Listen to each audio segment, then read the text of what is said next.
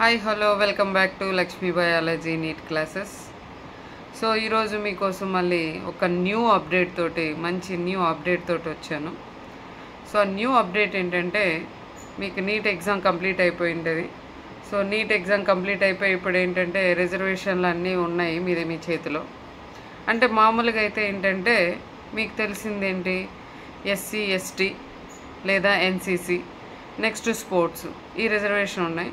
So ఈరోజు ఏంటంటే ఒక న్యూ అప్డేట్ అని చెప్పాను కదమ్మా. సో న్యూ అప్డేట్ ఏంటంటేనా, ఈఎస్ఐసి అనేది ఇది కూడా ఒక రిజర్వేషనే. సో ఇది రిజర్వేషన్ ఏంటి అంటే, ఎవరైతే ఈ ఈఎస్ఐ అనేది పే చేస్తూ ఉన్నారు అంటే పే చేసేవాళ్ళు ప్లస్ అందులో పనిచేసేవాళ్ళు ఎంప్లాయీస్. అంటే ఈఎస్ఐసి అంటే ఏంటంటే employee state insurance corporation. So అందులో పనిచేసే వాళ్ళకైనా లేదు ఈఎస్ఐసి పే చేసే వాళ్ళకైనా కానీ వాళ్ళ పిల్లలకి ఇది రిజర్వేషన్గా పనిచేస్తుంది. క్లియర్? నెక్స్ట్ మరి ఈ ఈఎస్ఐ రిజర్వేషన్ ఉండడం వల్ల బెనిఫిట్ ఏంటి? అసలు బెనిఫిట్ ఏంటంటే ఆల్ ఇండియా వైజ్గా టోటల్గా ఎన్ని సీట్స్ ఉన్నాయి అంటే 466 సీట్స్ అనేవి ఇండియా వైడ్గా ఉన్నాయి. సో ఈ 466లో హైదరాబాద్లో కూడా 43 సీట్స్ అనేవి ఉన్నాయి. అంటే ఒకవేళ ఆంధ్ర వాళ్ళైనా తెలంగాణ వాళ్ళైనా ఉంటే వాళ్ళకి ఈ 43 సీట్స్ అనేవి కూడా అప్లికబుల్ అనేవి ఉంటాయి. అంటే ఎవరైతే ఈ ఈఎస్ఐ అనేది పే చేస్తూ ఉన్నారో. మరి దీనివల్ల బెనిఫిట్ ఏంటి, ఎలా మనము ఏం చెయ్యాలి అంటే, ఇప్పుడు ఈ ఈఎస్ఐ పే చేసే వాళ్ళు ఒక సర్టిఫికేట్ అయితే ఉండాలి. ఆ సర్టిఫికేట్ ఏంటంటే ఇన్సూర్డ్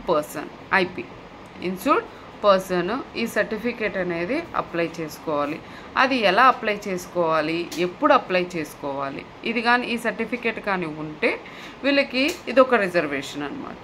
ఎవరికి రిజర్వేషను? ఎవరైతే 2024 నీట్ ప్రిపేర్ అయ్యి వాళ్ళ ఎగ్జామ్ రాసున్న వాళ్ళకి ఇది ఒకటి. అలాగే ఎంబీబీఎస్కే కాకుండా నెక్స్ట్ డెంటల్ కాలేజీలు కూడా సీట్స్ అనేవి ఉన్నాయి 28. నెక్స్ట్ అలాగే నర్సింగ్ చేసే వాళ్ళకు కూడా ఇక్కడ 60 సీట్స్ అనేవి ఉన్నాయి.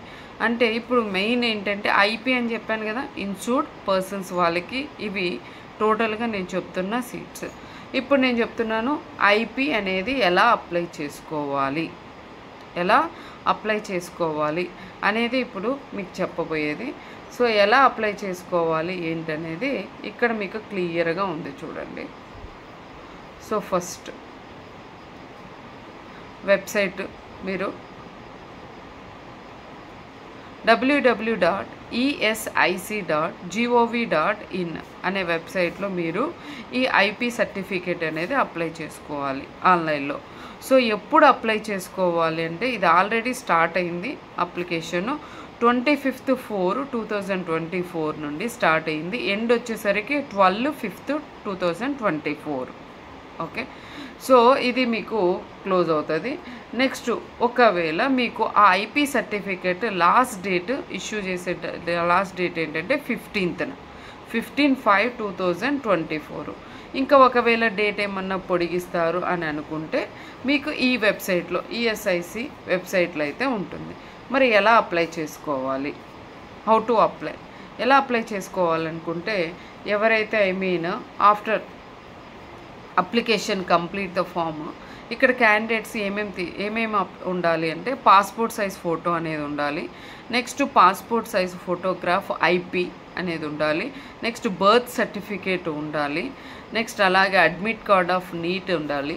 Next affidavit by female candidate as per annexure, ఇవన్నీ కూడా ఇవన్నీ పెట్టుకొని అప్లై చేసుకోవాలి. అప్లై చేసుకున్న తర్వాత నెక్స్ట్ ఏం చేయాలి,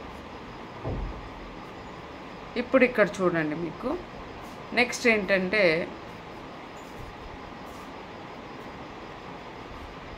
అప్లై చేస్తారు కదా. సో అప్లై చేశారు, మీ దగ్గర సర్టిఫికేట్ అనేది ఉంది.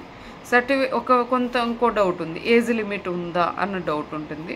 సో మేల్కి అయితే 21 ఇయర్స్ అనేది ఏజ్ లిమిట్ ఉంది. నెక్స్ట్ ఫీమేల్కి అయితే ఎలాంటి ఏజ్ లిమిట్ అయితే లేదు. వాళ్ళు మ్యారేజ్ అవ్వకుండా ఉంటే అన్మ్యారీడ్ అయితే ఆ ఫీమేల్కి ఏజ్ లిమిట్ అయితే లేదు. ఇది ఏజ్ లిమిట్ గురించి.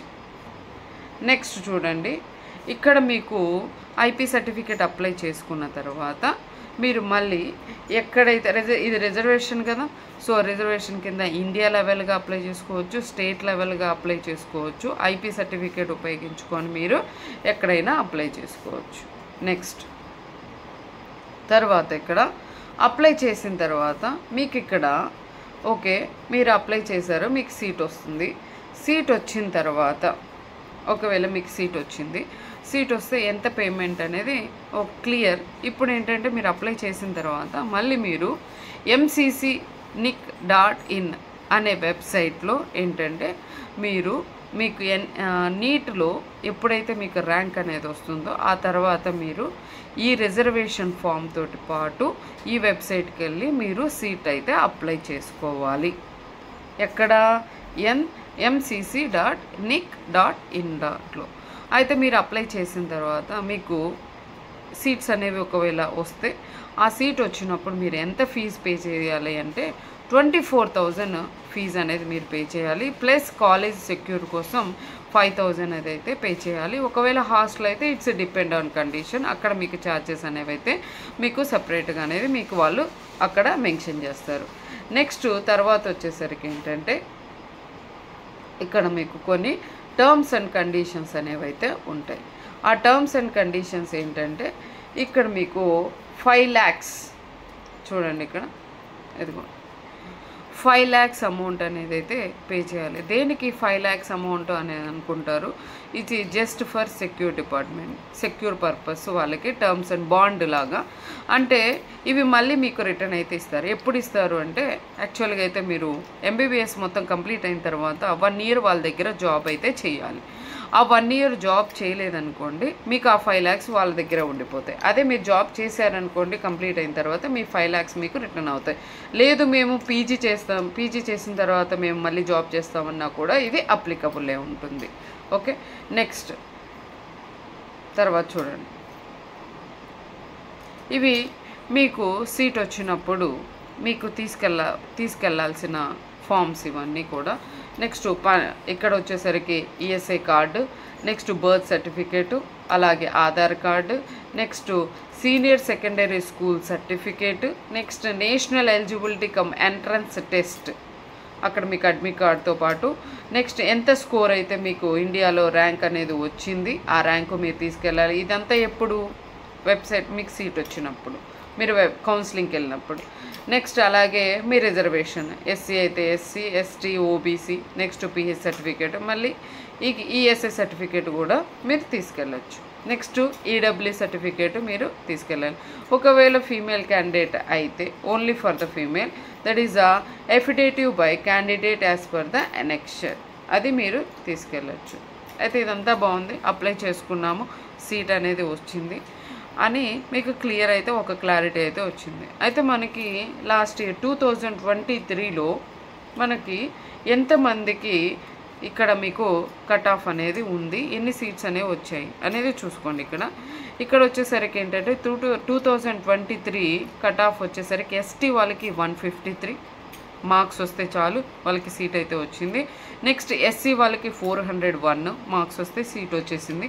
నెక్స్ట్ ఓబీసీ వాళ్ళకి 540 మార్క్స్, ఈడబ్ల్యూఎస్కి 533, నెక్స్ట్ యూఆర్ వాళ్ళకి అన్రిజర్వ్డ్ వాళ్ళకి 550 ఈ మార్క్స్ వచ్చేస్తే వాళ్ళకి ఏంటంటే సో వాళ్ళకి సీట్ అనేది వచ్చింది. అసలు ఈఎస్ఐ అనేది ఏంటంటే మీకు మ్యాక్సిమము ఇది ఒక రిజర్వేషన్ అనేది. ఈ రిజర్వేషన్ వల్ల మీకు అంటే కొంతమందికి తెలిసి ఉంటుంది, కొంతమందికి తెలియదు. సో దానికోసం నేను ఈ అప్డేట్ అయితే వచ్చాను. ఇది ఒక రిజర్వేషన్ అనమాట. ఓకేనా? సో ఈ వీడియో కానీ మీకు నచ్చితే లైక్ ప్రెస్ చేయండి. లైక్ ప్రెస్ చేయడం వల్ల ఏంటంటే ఇంకో 10 మందికి అయితే రీచ్ అవుతూ ఉంటుంది. సబ్స్క్రైబ్ చేసుకొని వాళ్ళైతే సబ్స్క్రైబ్ చేసుకోండి.